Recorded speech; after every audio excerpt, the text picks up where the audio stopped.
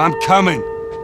More than 2 years ago, when we were finishing Last of Us Part 2, and we were working on those flashbacks within that scene for the first game, we got excited with the idea of like, oh man, what if we made The Last of Us Part 1 to look as good, if not better, than what we have done with Last of Us Part 2, which we really pushed the boundaries of like what we could do from gameplay and a graphical standpoint, and felt like if we do that, we could actually come even closer to our original vision of what the first game would have been had we not been constrained by technology.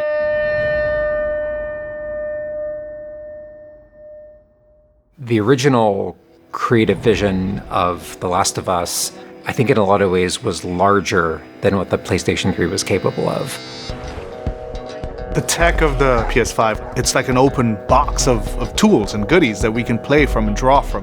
The 4K, HDR, improved haptics, 60 frames, help us to reimagine The Last of Us. It gave us opportunities to rebuild our characters at the highest fidelity. Not only are the characters more detailed, I mean down to the irises and the pupil depth. You know, you fall into the eyes of the characters. Aside from that, the facial animation is just way more believable. Like all the nuances, all the little subtle reactions, glances, glares, right? Like you get all of it almost closer to sort of the original performances. So no matter what, you stick to me like glue. Like glue. Like glue. Got it. Good. We are able now to not only just have the highest fidelity characters in the cutscene, but also in gameplay. It's the same character, so now we can do these seamless transitions in and out. Every part of the game has benefited from seamless transitions and emotional scripting. Pretty good, huh? Our stories happen in gameplay, on a stick. She knew my mom. All this stuff is designed to keep you constantly in this world. Riley, come here. Now you got this, go.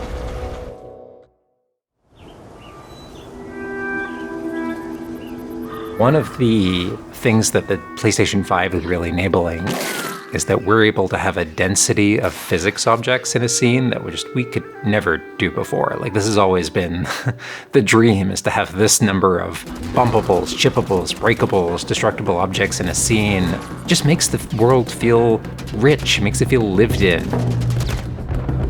Materials kind of have the properties that you'd expect. The turret truck in Pittsburgh, when it's firing at you and it's just ripping apart the concrete and sending objects flying left and right. Seeing things break, like there's fear, there's a real fear that it invokes. And it's giving us a much more dynamic range of gameplay to play with. Surround him! Our AI tech has just increased incredibly. What we were building the basis off of was The Last of Us Part 2's AI. And it has sophisticated systems for things like the fundamental knowledge model of how these NPCs perceive and understand what the player is much more sophisticated. Now how the enemies are communicating with each other, how they're chasing you, how they're flanking you, how intense that fight feels, it's so much more rewarding coming out of it from the other side.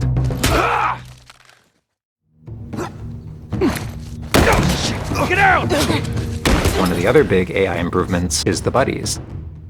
The buddies technology that we developed for The Last of Us Part 2 has this very sophisticated understanding of like, okay, this is where the enemies can see their exposure. We not only have exposure, we have future exposure. So buddies can know, okay, that enemy is walking forward and they're about to round this corner. So in 3 seconds, that corner is going to be exposed. So I'd better move now to avoid this enemy seeing me. This really lets the buddies make very complex decisions and maintain that feeling of stealth much more believably. Another big enhancement to the gameplay is that we have this technology called motion matching. Motion matching is this technology that's basically using logic that tries to match the desired movement to a bucket of hundreds of animations. A mocapped actor has gone in and run this whole gauntlet of movements to get a really full set of all the different ways a person can move. And then it's basically every frame trying to find the best matching animation that fits the path of where the character is going to go. And this motion model just gives this really seamless sense of transition. The player's movement is just a lot cleaner. It's this really smooth, organic movement through the space. First, we just had to build that core experience. And then beyond that, we wanted to add several features that fans have been asking for. For example, we now have a permadeath mode. Along that, we've added a brand new speedrun mode, so players can time themselves. There's a whole community of gamers that just want to see how fast they can play through this game. Beyond that, we added a bunch more of unlockables. So there's all these different outfits for Ellie and Joel that people can unlock. A model viewer mode, so people can really appreciate the details. We added award-winning accessibility features. Every single accessibility option that we offer, that's a barrier removed for someone. As she surveys the apartment, her eyes wander to Joel. She steps past the couch. He wears the wristwatch Sarah gifted him, which now has a cracked face. To my knowledge, this is the first PlayStation game that has audio description built into the game, built into the cinematics. Now it's nighttime. Joel stirs in his sleep. And that's really the way we've tried to push the frontier of accessibility on this game.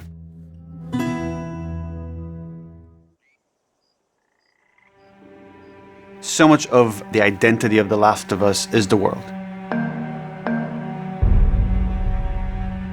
We revamped completely the art direction. You know, everything from these expansive vistas that not only are they beautiful, but you feel the environments. You feel the environments in a much more visceral way. The rooftops overlooking the Capitol building, for example, like just the breath of fresh air when you go up there and you just like, you feel that sort of release in tension. And then, you know, to juxtapose that down in the tunnels in Wilds, and you get that dank, flooded tunnel feel, that humidity, you can actually feel it. All these environments are just completely reimagined. Now we got our engine on the PS5, those haptics, the 3D audio, the fast loading. It really creates a much more immersive, and because of that, much more emotional experience. One of the things I absolutely love with the 3D audio in The Last of Us Part 1 is being able to hear an enemy before they sneak up on you. And trying to do a stalker fight with the 3D audio is just so much fun. You're hearing them skitter around in a different room, and you're hearing them trying to get it behind you.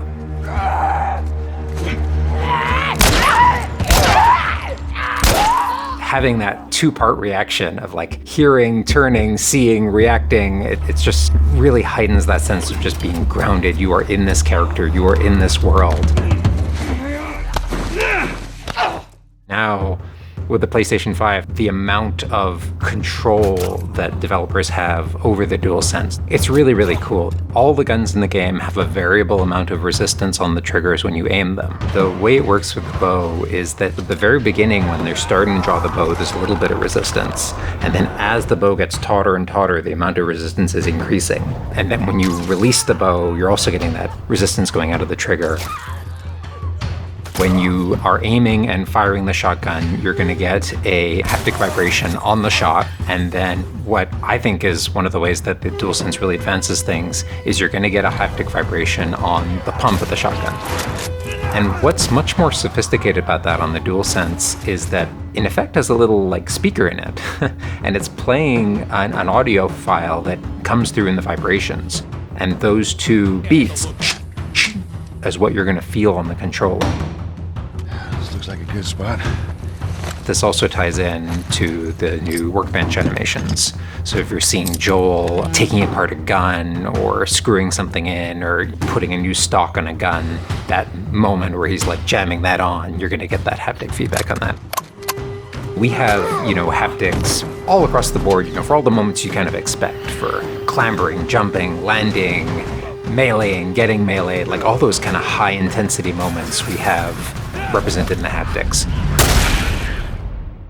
What I personally absolutely adore is the way we can enhance the really quiet, subtle moments of gameplay. So it's like when Joel goes in to pet the giraffe, getting that little light touch on the haptics as he's petting the giraffe. To me, that's the essence of The Last of Us. It's the high tension moments, it's the low tension moments, it's all of it feeling grounded. You're feeling immersed in this world. It's all about bringing you along with that story in as many ways as we can. And that's what the new technology on the PlayStation 5 is allowing.